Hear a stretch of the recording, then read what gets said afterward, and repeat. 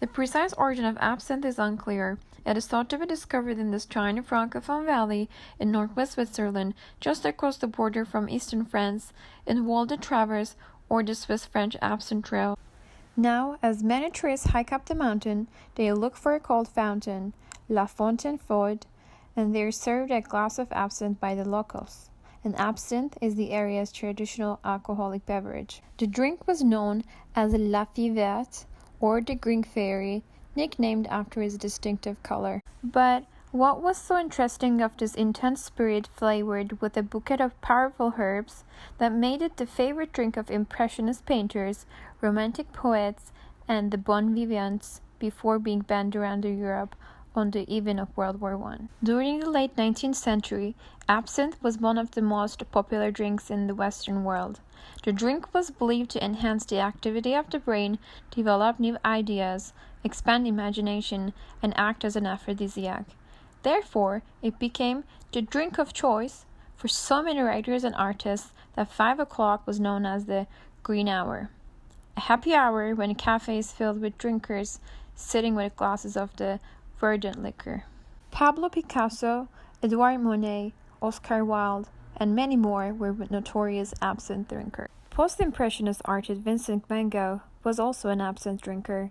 In one of his paintings, The Starry Night, it was believed by some that the swirls and the spirals and the strange effects indicated the influence of the drink. In fact, one of the rumors about his suicide blames the liquor-like drink absinthe.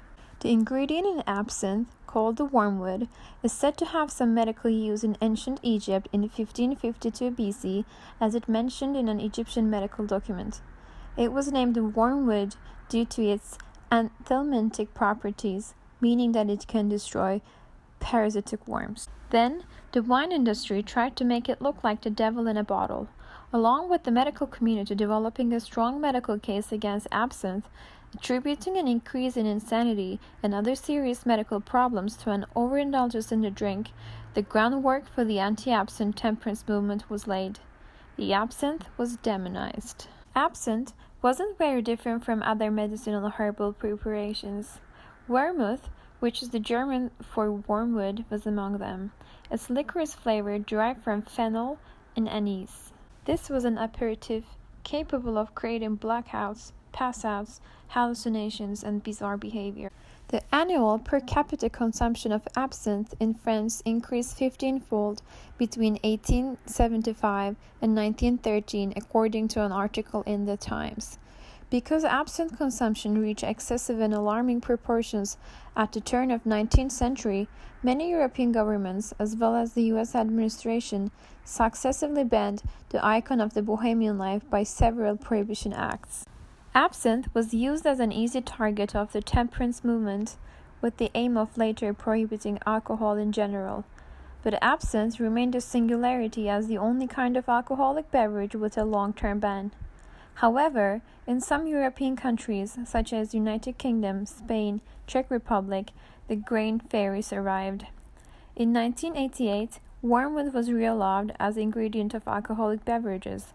But however, the maximum limits of wormwood ingredient, Toujon, was issued. Contemporary analysis indicates that the chemical Toujon in wormwood was present in such little quantities in properly distilled absinthe as to cause psychoactive effects. It's more likely that the damage was done by severe alcohol poisoning from drinking 12 to 20 shots a day.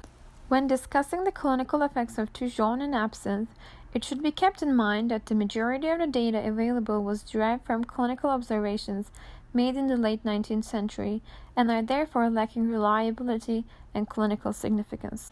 The collection of symptoms of absinthism included seizures, speech impairment, sleep disorder, mental prostration, auditory and visual hallucinations, and finally death. It was unclear if this absinthism syndrome ever really existed. It was characterized by brain damage, gastrointestinal problems, increased incidence of esophageal cancer, risk of psychiatric disease, and even suicide. Absinthe drinking is addictive and causes personality changes because of cortical damage, which can lead to recurrent and sporadic seizures resembling epilepsy. According to a study done in Prague, with the title Pharmacology and Toxicology of Absinthe, seizures should be treated by standard anticonvulsive therapeutics such as benzodiazepines, and psychosis should be managed with neuroleptic medication. In contrast, other authors recommended moderate doses of absinthe as a valuable remedy against depression. Acute effects reported in the 19th century included vertigo, seizures, nervous debility, which means lack of strength, and hallucinatory delirium. Chronic absinthism reported mania, softening of the brain, general paralysis, and psychosis. Absinthe and wormwood oil contain alpha-thujone as their active ingredient, but there are also many other candidate toxicants, including beta-thujone and ethanol in the case of absinthe. As shown in a study, beta-thujone is less toxic than alpha-thujone to mice. Absinthe intoxication combines separate effects of alcohol and thujone. While the alcohol produced a sedative effect in the absinthe drinkers, thujone is reported to have caused excitation, including visual and auditory excitation.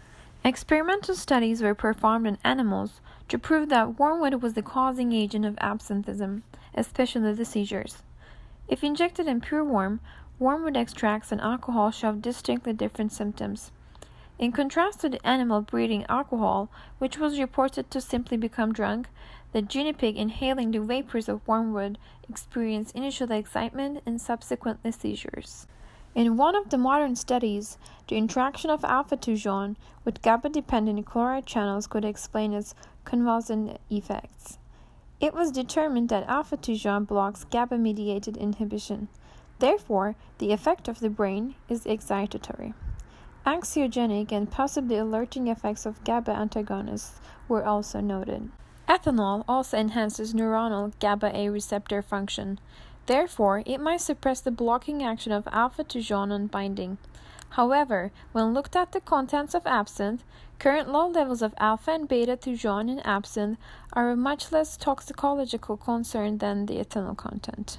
In another study, 5-HT3 receptors were studied as a potential site of psychotropic actions of alpha-thujone. In homomeric receptors, alpha-thujone enhanced the inherent channel blocking potency of the natural ligand serotonin. In heteromeric receptors, alpha-thujone recruited an additional channel blocking component of the agonist. It was concluded that the alpha-thujone reduces 5-HT3 receptor activity by an effect on the agonist-reduced desensitization. It remains to be shown if this inhibitory action of serotonergic responses contribute to behavioral effects of alpha-thujone. In a Nature article published in 1975 with the title Marijuana, Absinthe, and the Central Nervous System, the properties of thujone and THC, which is the active compound in marijuana, were compared. The neurotoxicity of thujone was hypothesized to result from its structural similarity to THC. It was thought that they interact with the same biological receptor to produce their similar psychological effects. Then later, in a different study published in 1998, this was not supported experimentally. It was concluded that thujone exhibits low affinity for cannabinoid receptors CB1 and CB2, but it fails CWOC cannabimimetic responses. Here are 5 takeaway points from this presentation about the absinthe. Number 1.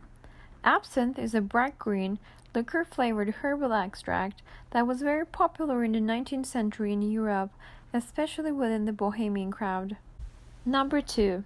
Chronic use of absinthe leads to so-called absinthism, which includes symptoms like seizures, speech impairment, sleep disorder, mental prostration, auditory and visual hallucinations, brain damage, gastrointestinal problems, increased incidence of esophageal cancer, risk of psychiatric disease, death, and suicide. Number 3.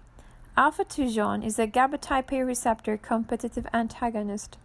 It acts on the GABA type A receptor and is rapidly detoxified, thereby providing reasonable explanations for some of the actions of absinthe other than those caused by ethanol. Number 4. Although alpha-thujone and THC are similar in structure, the affinity of thujone for cannabinoid receptors CB1 and CB2 are low, which indicates that the activation of cannabinoid receptors are not responsible for the intoxicating effects of thujone. Number 5. Absinthe intoxication combined separate effects of alcohol and Toujon. While the alcohol produced a sedative effect in absinthe drinkers, Toujon is reported to have caused excitation, including visual and auditory excitation. Absinthe is the Santa Claus of drinks. And there he is.